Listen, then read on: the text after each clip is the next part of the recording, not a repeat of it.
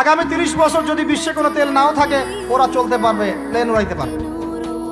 ওদের মিলস বন্ধ হবে না, ফ্যাক্টরি বন্ধ হবে না, ওদের ইন্টারনেট সেকশন বন্ধ হবে না, বিদ্যুৎ বন্ধ হবে না, ওদের কোনো কিছুই বন্ধ হবে না, কোনো প্রযুক্তি বন্ধ হবে না। এত তেল তারা এখন রিজার্ভ করলো কি দিয়ে? ওর দেশে ছাপানো বিনামূল্যের ডলার দিয়ে। এরপরে তারা আরবদেরকে বুঝালো, ইয়া শাইখ, আরবদেরকে বুঝালো, হাবিবি, ইয়া হাবিবি, কাছে আসেন, শোনেন, আমরা আপনাদের কাছে তেল আছে, আপনারা তো তেল বয়কট করে দিয়েছেন, আর তেল ছাড়া তো আমাদের যুদ্ধ বিমান ফ্লাই করছে না। তেল কাদেরকে দিয়েছে আল্লাহ পাক? মিডল ইস্ট আরবকে দিয়েছে, ঠিক আছে? এখন হাবিবিকে বলা হচ্ছে আপনারা তো তেল বয়কট করে দিলেন। এটা করেছিল বাদশাহ ফয়সাল বলেন রাহিমাহুল্লাহ, উনি একজন সাহসী নেতা ছিলেন, এই জন্যই তাকে গুপ্ত হত্যা করা হয়েছে।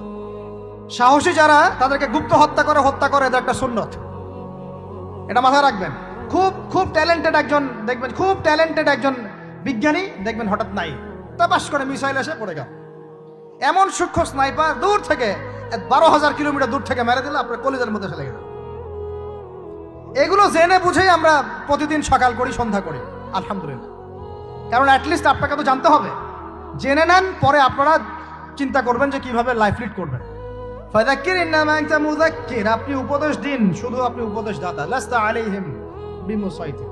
ফাযাক্কির ইন নাফাআতিয যিকরা সায়াযাক্কারু মা ইয়াখশা, যারা আল্লাহকে ভয় করে তারা ফিরে আসবে ইনশাআল্লাহ। তো যেটা বলছিলাম, বাদশা ফয়সাল একদম বয়কট করে দিলেন। এবার ওরা এসে বুঝাচ্ছে যে তেল ছাড়া তো আমাদের চলছে না, এদিকে ওদের ডলারের মান কমে যাচ্ছে, মুদ্রাস্ফীতি হচ্ছে, ইনফ্লেশন হচ্ছে। এখন তারা বোঝালো যে ঠিক আছে, একটা চুক্তি করা যাক। যুবকরা ভালো করে শোনেন, এগুলো জানেন না বলেই অনেক সময় আপনি সহি বলে সহি ভুল পথে যাচ্ছেন। ভাই, সহি পথেই যাচ্ছেন, বাট এটা সহি ভুল হয়ে যাচ্ছে। ওরা বুঝাতে পারছি? সহিহের আড়ালে একটা মারাত্মক জয়ীফ আর জাল আকীদা আছে, এটা আপনার সামনে সহি দিয়ে ঢেকে দেওয়া হয়েছে, বুঝতে পারতেছেন না। এই জায়গাটাকে ভালো করে বোঝেন। যখন উম্মর সাথে কেউ গাদ্দারি করে তখন সে সহি থাকে না। উম্মতের সাথে কেউ যদি গাদ্দারি করে তখন সে কি থাকে না? সহি থাকে না। এখন আসেন, আমি ধর্মতাত্ত্বিক কথা বলছি আগে।